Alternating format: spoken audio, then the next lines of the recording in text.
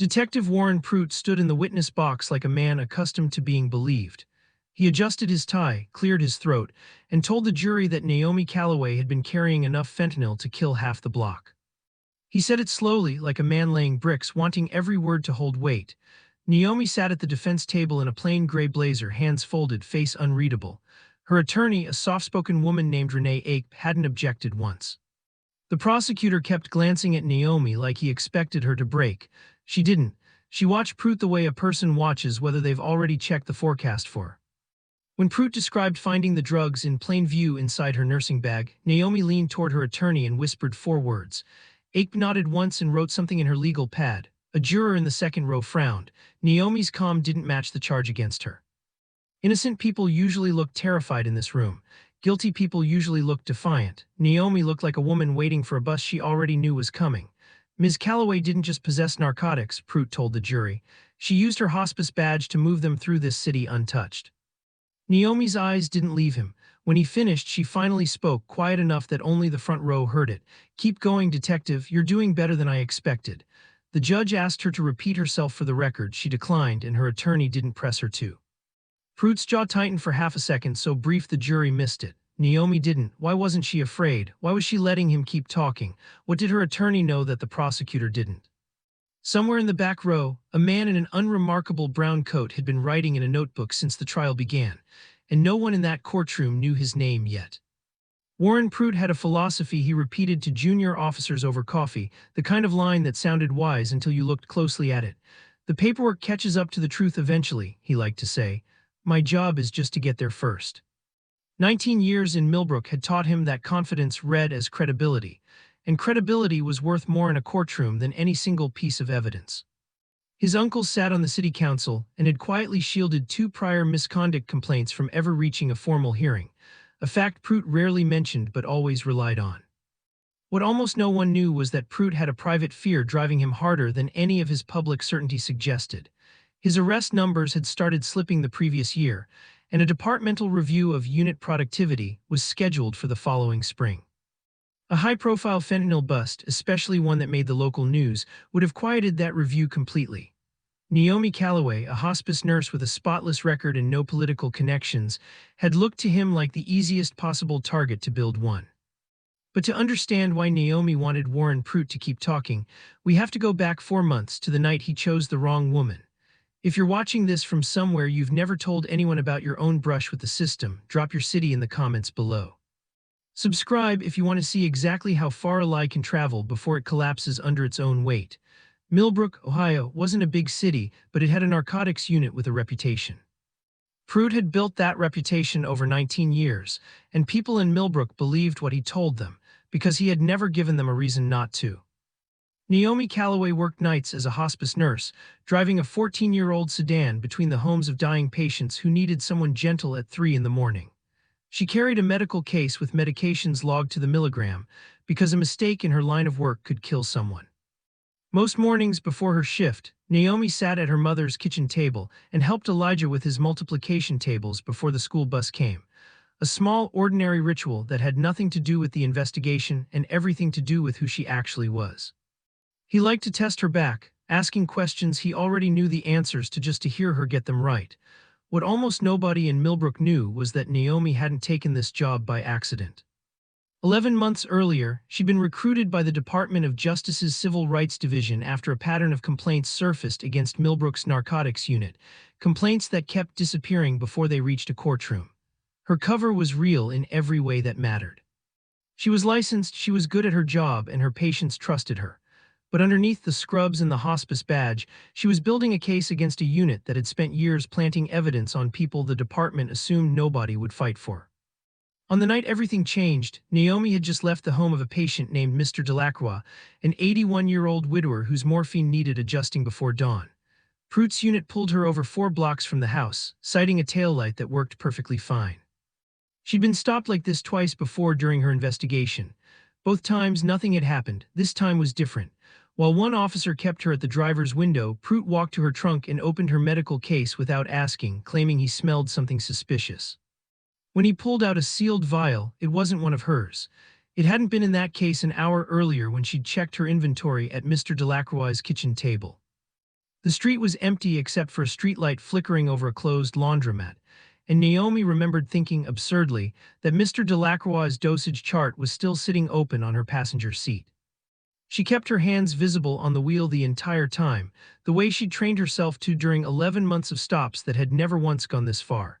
Naomi didn't argue at the scene.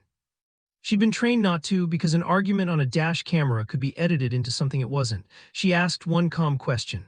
Detective, can you tell me the case number you're citing before you search government-regulated medical property? Pruitt didn't have one because there wasn't one yet. He'd have to write it in later. That single detail, a search that came before the paperwork that justified it, was the kind of mistake a careful investigator could use. Naomi filed it away and said nothing else.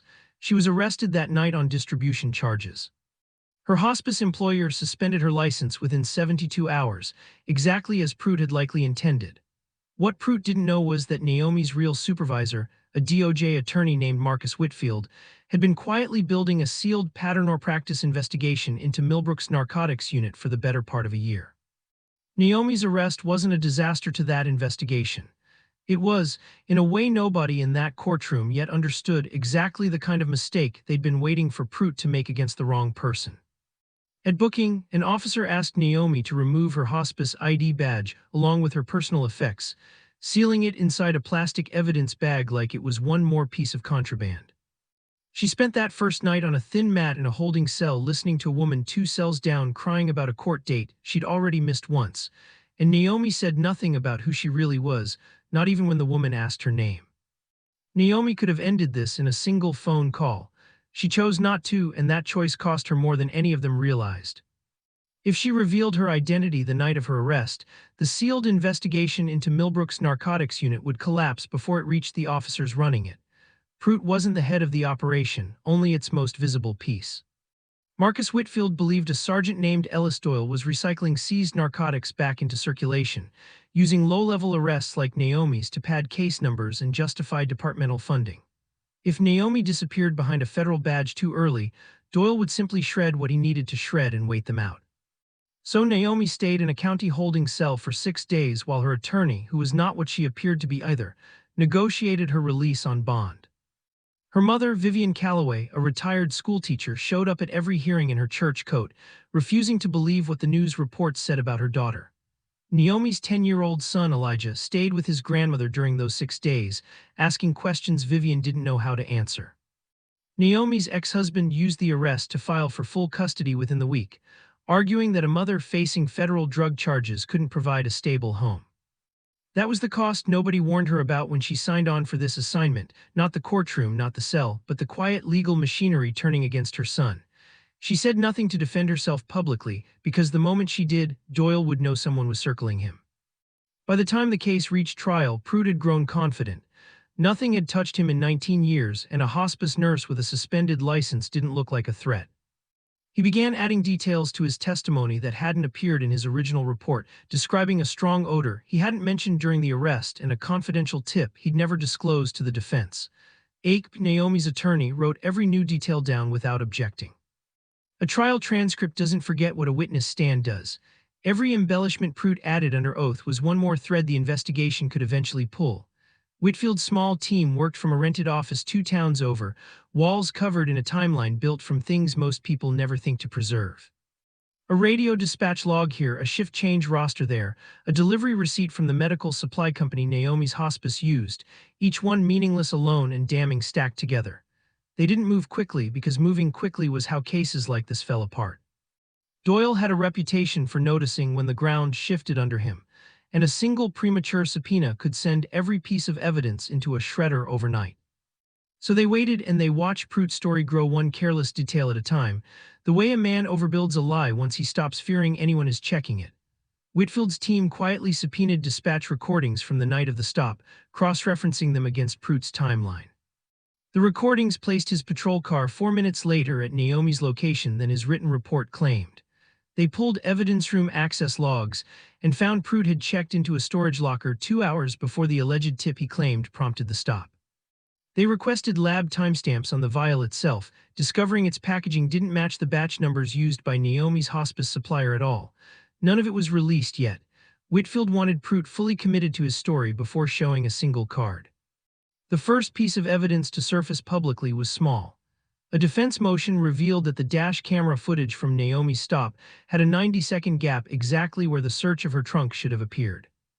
Pruitt explained it as a routine malfunction common with the department's aging equipment, he said, and the department's IT supervisor backed him up under oath. When Ape asked whether the department had a maintenance log documenting other malfunctions, the IT supervisor admitted somewhat sheepishly that he'd have to check. He never produced one. The prosecutor accepted the explanation without much resistance anyway, treating the gap as an unfortunate coincidence rather than a pattern worth chasing. Public opinion in Millbrook remained split. Some residents pointed to Pruitt's spotless record. Others noted that routine malfunctions seemed to happen often around his stops, though nobody had compiled the pattern yet.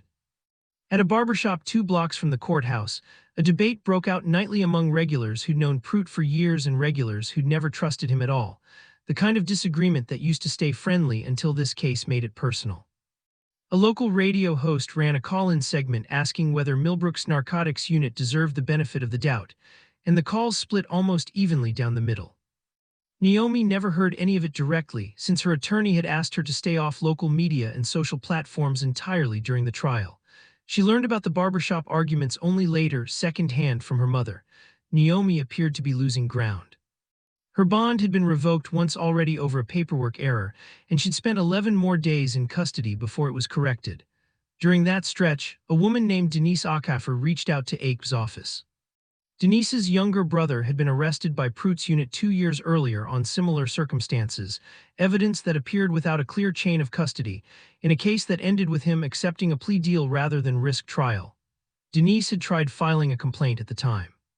It had been logged, reviewed internally, and closed within a week, with no explanation sent to her family.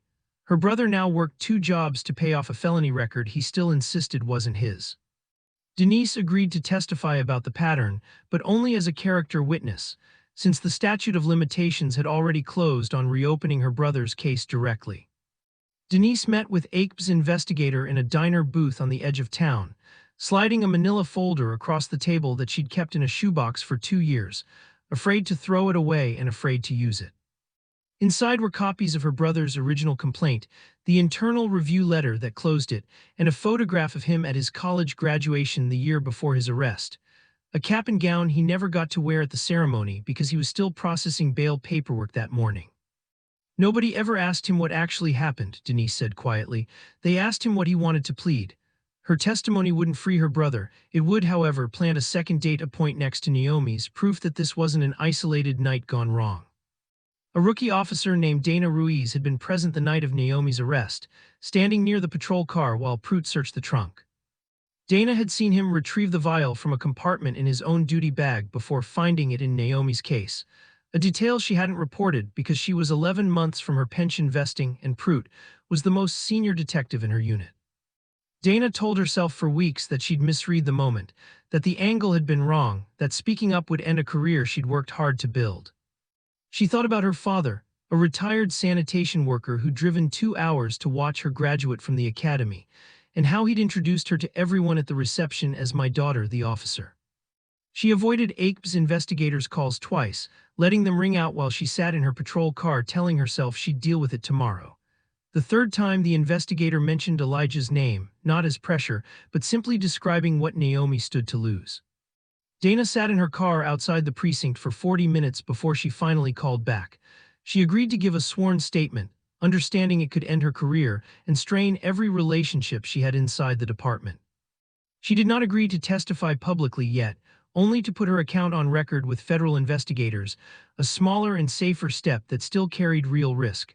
Someone inside the department noticed Dana's absence from her usual assignments and grew suspicious.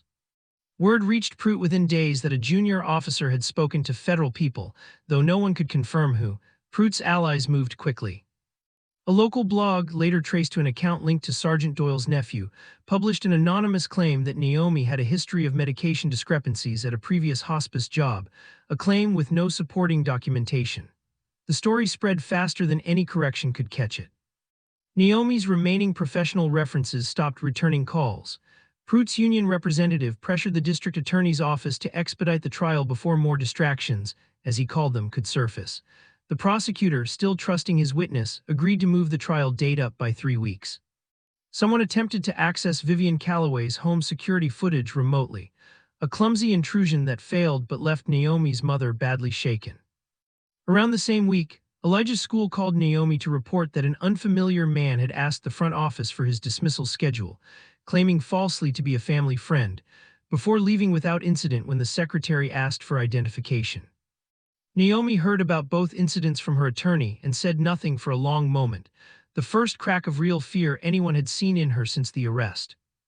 2 days later, an unsigned note appeared tucked beneath her windshield wiper, reading only, "Nurses should stay in their lane," left with no fingerprints and no camera footage to trace it. She didn't tell Vivian about the note. She told Whitfield, and she kept driving Elijah to school the next morning like nothing had happened at all. For the first time, Whitfield's team considered pulling Naomi out and ending the operation early to protect her family. Complicating the decision, the sealed investigation's federal funding authorization was set to expire in 6 weeks, meaning that if they didn't secure an indictment before then, the entire case risked being shelved indefinitely, while Doyle's operation simply continued under a new name.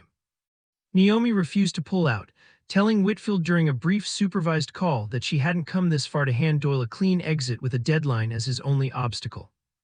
The trial resumed with Pruitt back on the stand, more confident than ever, describing the arrest in vivid detail that grew slightly further from his original written report each time he told it. He mentioned for the first time under oath that he'd personally verified Naomi's medical credentials before the stop, a claim the defense hadn't yet challenged. It was a small lie, almost unnecessary, the kind a man tells when he's stopped being careful. He went further still, telling the jury he'd recognized Naomi's vehicle from prior surveillance of suspected drug activity in the neighborhood, a claim that existed nowhere in any report filed before that day. Ake let both statements stand without comment, and Naomi watched him build one sentence further away from the truth, then another, like a man laying bricks on a foundation that had already cracked. Judge Patricia Alvarez, who had presided over the case with visible patience, began asking her own clarifying questions when Pruitt's timeline didn't align with the dispatch logs already entered into evidence. She wasn't accusing him of anything yet, only noting inconsistencies a careful judge notices.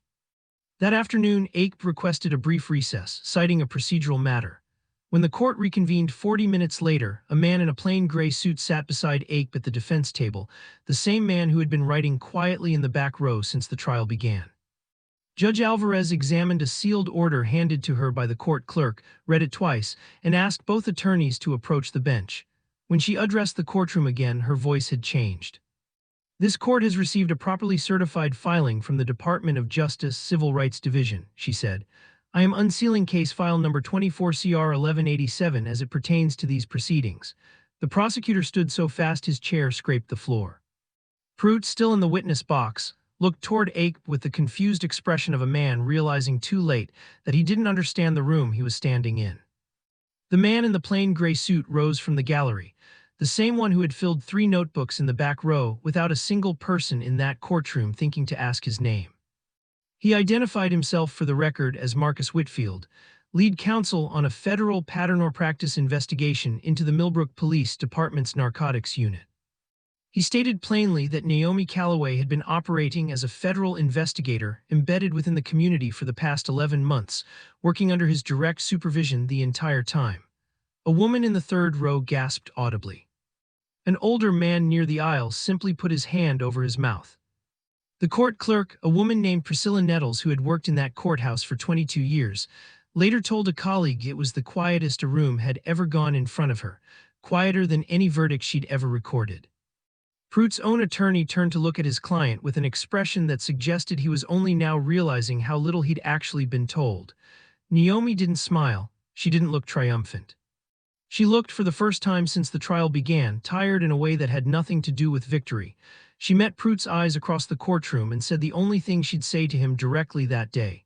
"You verified my credentials, detective. Now I'd like you to hear mine."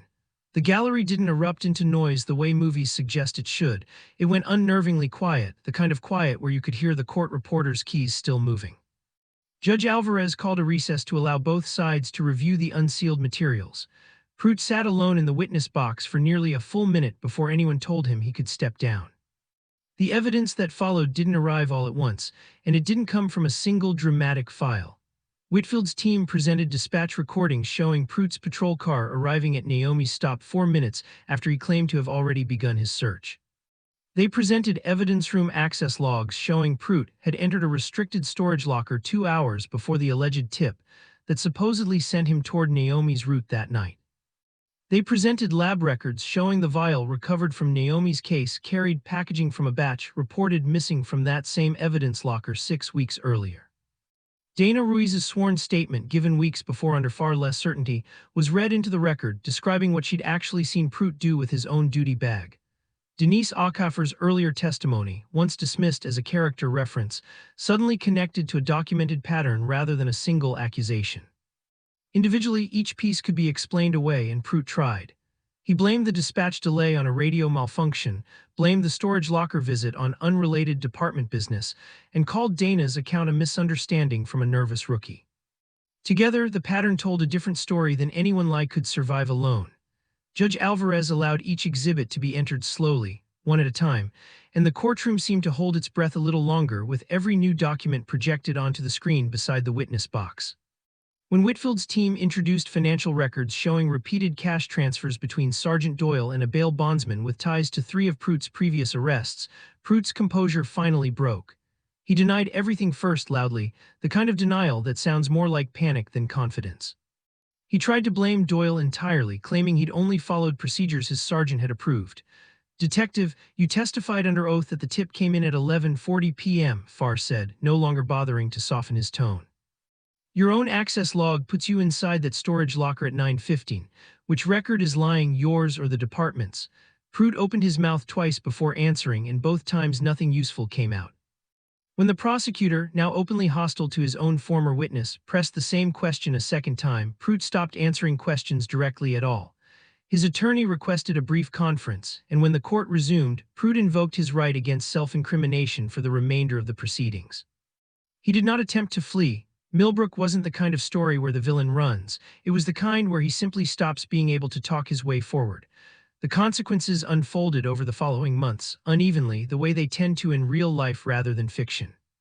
Pruitt was arrested on federal charges including perjury, evidence tampering, and deprivation of rights under color of law, and was later denied bail after prosecutors argued he posed a flight risk given his access to department resources. Sergeant Ellis Doyle resigned before formal charges were filed, though the federal investigation into his broader operation continued well after Naomi's case closed. 2 other officers in the unit accepted immunity in exchange for cooperating with investigators, while a third resigned quietly with no public statement. Dana Ruiz kept her job, though not without cost. She faced quiet hostility from colleagues who considered her a traitor, and she eventually transferred to a department 2 counties away, where nobody knew her name yet. Denise Aucoffer's brother did not have his conviction overturned, since the case fell outside what the new evidence could legally reopen, a fact that frustrated Whitfield's team as much as it frustrated Denise herself. He did receive a formal letter acknowledging the pattern his case had been part of, along with referral to a state program helping wrongfully influenced plea cases seek review. The district attorney's office launched an internal review of every case Pruitt's unit had touched over the previous 5 years, a process expected to take well over a year to complete. 7 convictions were ultimately vacated as a result, though prosecutors noted publicly that several more remained under review and could take considerably longer to resolve. The city council, under public pressure, approved funding for an independent oversight board with subpoena power, something community advocates had requested for nearly a decade without success. Pruitt's uncle, the councilman who had quietly shielded 2 earlier complaints, did not seek re-election the following year, though he was never formally charged with any wrongdoing himself. Colin Farr, the prosecutor who had once trusted Pruitt's testimony without question, requested a transfer out of narcotics cases entirely, telling a colleague privately that he no longer trusted his own instincts in that courtroom. Naomi's nursing license was reinstated within weeks, and her former employer issued a private apology that never became public. Her ex-husband withdrew his custody petition without comment once the truth of her federal role became part of the public record. Naomi didn't return to hospice work right away. She took 2 months to simply be Elijah's mother, driving him to school instead of leaving before dawn, sitting through his baseball games instead of missing them for surveillance shifts she couldn't explain. She wrote to Dana Ruiz once, a short letter thanking her without asking for anything else, and received a single line back that simply read, "I'd rather have lost the pension than lived with knowing." She kept the letter in the same drawer as Elijah's report cards. She also wrote to Denise Acaffer's brother, though she never heard back, and she understood why. Some debts a system creates can't be repaid by the person who eventually exposes them, only acknowledged. On a quiet Sunday afternoon nearly 5 months after the trial ended, Naomi sat at her mother's kitchen table while Vivian pulled a battered tin recipe box from the cabinet above the stove. It had belonged to Naomi's grandmother, its hinges rusted, its cards soft with age and years of flour dust. Naomi had carried a photograph of that same tin in her wallet during the entire investigation, a reminder of something steady when everything else about her life had become a cover story. Elijah sat beside her, flipping through the cards, asking his grandmother what half the handwriting said. Vivian read him the recipe for her mother's peach cobbler, the same one she'd made every summer of Naomi's childhood. Naomi watched her son's hands turn the worn cards the way her own hands once had, and something in her chest loosened for the first time in almost a year. She thought about Pruitt sitting in a federal detention facility awaiting trial, about Dana Ruiz starting over in a department 2 counties away, about Denise Acaffer's brother still carrying a record that wasn't his to carry. Justice, Naomi had learned, rarely arrived as one clean verdict. It arrived unevenly in pieces for different people at different costs. She still believed it was worth pursuing anyway, even knowing now exactly what it cost to get there. That evening, Naomi helped Elijah measure flour for the cobbler, guided by handwriting 2 generations older than either of them. It wasn't the ending the case files would record, and it wasn't the ending anyone in that courtroom had expected the night Pruitt first took the stand. It was, for Naomi, the only ending that had ever actually mattered. Here's the question worth sitting with after a story like this one. When the system meant to protect you is the same system being used against you, how much should one person be asked to sacrifice quietly before the truth is finally allowed to speak for itself? Naomi never got to answer that question for herself out loud, not in any courtroom, not on any record. She only got to live with the answer, one recipe card and one ordinary Tuesday at a time. Let us know in the comments what part of Naomi's story affected you most and where you're watching from tonight. If you believe stories like this deserve to be told, subscribe and share this one with someone who needs to hear it.